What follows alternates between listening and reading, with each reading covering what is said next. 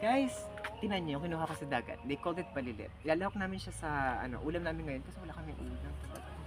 So, balik na tayo sa gawain ulit.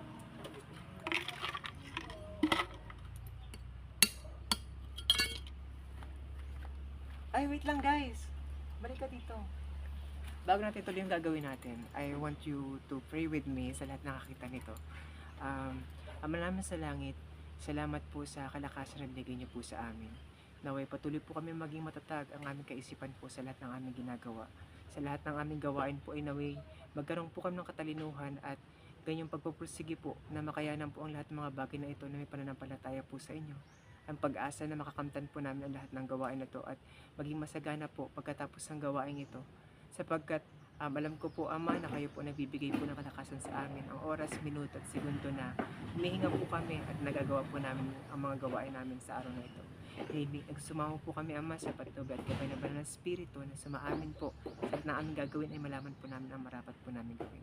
At ganyan din po, binabless ko din po ang lahat po ng kaming mga pamilya po na patuloy po kami maging malakas at maging masipag po sa araw-araw. Magkaroon po kami ng katalinuhan upang maging masagana po ang aming buhay dito.